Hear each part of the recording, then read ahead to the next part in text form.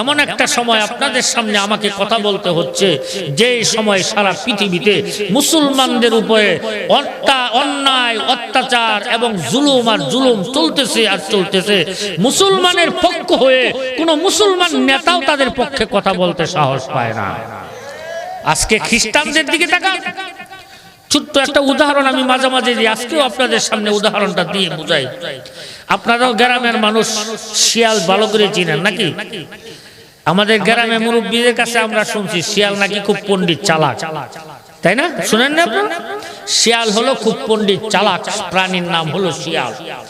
এই শিয়ালের কাজ হলো সে গৃহস্থের মুরগ ধরে নিয়ে খাবে, হাঁস ধরে নিয়ে খাবে, মানে তার পছন্দের খাবার যেটা ধরে নিয়ে খাবে, এইভাবেই খায়।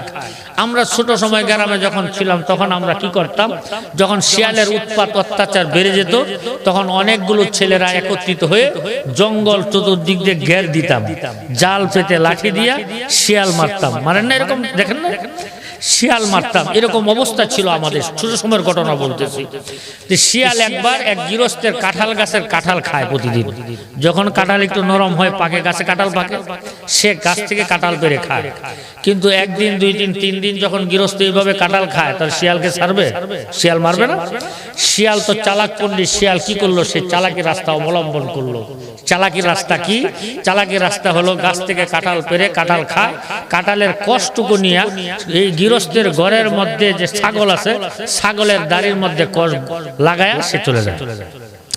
গৃহস্থ যখন ঘর থেকে বের হয় দেখে গাছে কাঁঠাল নাই, কাঁঠাল কে খাইলো কে খাইলো খুঁজতে খুঁজতে দেখে তার ঘরের গোয়ালের মধ্যে যে ছাগল, ছাগলের দাড়ির মধ্যে কষ বরানো। তো ছাগলেই খাইছে, আমার ছাগলেই খাইছে, আর শিয়ালের উপর অত্যাচার হয় না। আসলে কাঁঠালটা কি ছাগলে খাইছে? কাঁঠালটা কে খাইছে? শিয়াল। এই প্রাণীটা চালাক হওয়ার কারণে সে হাজারো অন্যায় করে অন্যায়ের দায়ভার ছাগলের কাঁধে দিয়ে সে বারবার বেঁচে যাচ্ছে। আজকে দুনিয়াতে সবচেয়ে চালাক মানুষের নাম হলো ইহুদি জাতি। চালাক মানুষের নাম কি? প্রাণীর মধ্যে চালাক হলো শিয়াল, মানুষের মধ্যে চালাক হলো ইহুদি।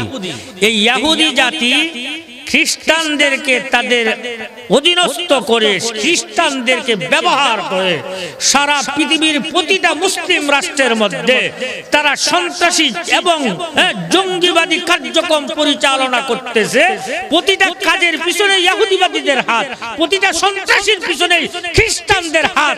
অথচ তামাম বিশ্বের মুসলমান রাজা বাদশারা ঐক্যবদ্ধ হয়ে তারা স্লোগান দিচ্ছে যে অমুক ইসলামী সংগঠন এই কাজ করছে, অমুক ইসলামী সংগঠন এই কাজ করছে, অমুক ইসলামী সংগঠন এই কাজ করছে। তাদের সন্ত্রাসী কার্যকলাপগুলো নিজেদের জাতি গোষ্ঠীর কাদের মধ্যে দিয়ে তারা পার পেয়ে যাওয়ার চেষ্টা করতেছে।